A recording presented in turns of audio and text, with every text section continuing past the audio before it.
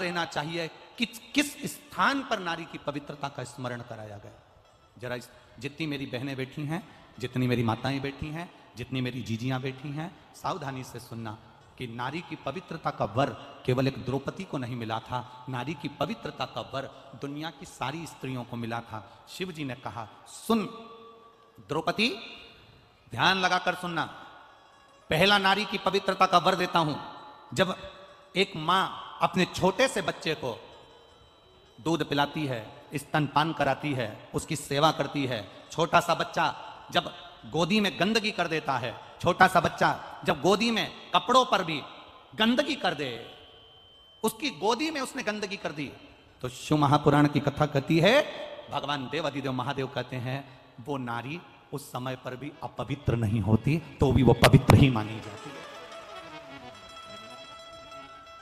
आप में से कितनी माताएं बैठी हैं जिनकी बहू का बच्चा छोटा सा है और बहू के बच्चे ने बहू की गोद में गंदगी कर दी, तो बहू बार बार नहाने जाती होगी? है कोई? जम के बोलो जरा, है? नहीं। क्यों? सास कह देती है, अरे क्यों बेटा, बच्चा छोटा है ना, छोटे बच्चे की गंदगी नहीं लगती, छोटे बच्चे की अपवित्रता नहीं लगती। छोटा सा बच्चा गोदी में है, गंदगी कर दिया, छोटा सा बच्चा गोदी में है, गंदगी करा, और माँ भगवान की भक्ति में लगी है, माँ भगवान के भजन में लगी है, माँ कोई अच्छे कार्य में लगी है, उसके बाद भी मां को अपवित्रता नहीं लगती है।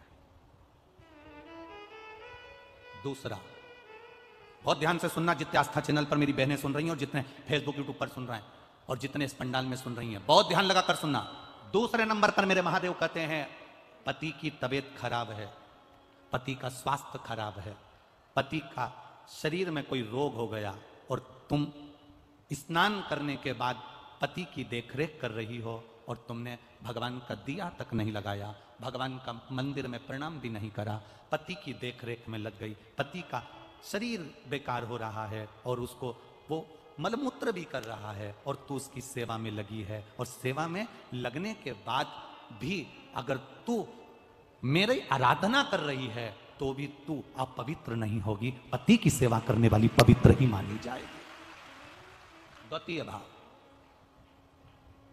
कोई तुमसे कह दे तेरा पति बीमार पड़ा है और तूने अभी गंदगी साफ करी है, तेरा पति बीमार पड़ा है, तूने अभी हॉस्पिटल से आई है और तू दिया लगाने लगी, अभी तू, तेरा पति बीमार पड़ा और तू अभी भगवान का भजन करने लगी। शंकर कहते हैं मैंने 3 जगह पर स्त्री को पवित्र कर दिया, 3 जगह पर। पहला, जम के बोलो मेरी माताएं, कब?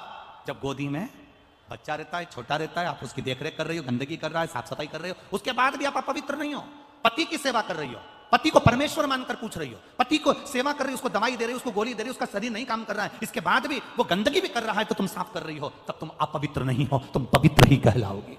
तुम्हारे भीतर एक पवित्रता का भाव आएगा। और तीसरे नंबर पर, घर में सास ससुर, घर में बुजुर्ग, घर में कोई बूढ़ा व्यक्ति बीमार है, तकलीफ में है, कष्ट में है, गंदगी भी कर रहा है और घर की बहू, घर के लोग उसको संभाल रहे हैं, उसकी सेवा में लगे हैं, तो शिव कहते हैं वो आप पवित्र नहीं कहलाएगी, पवित्र ही कहलाएगी।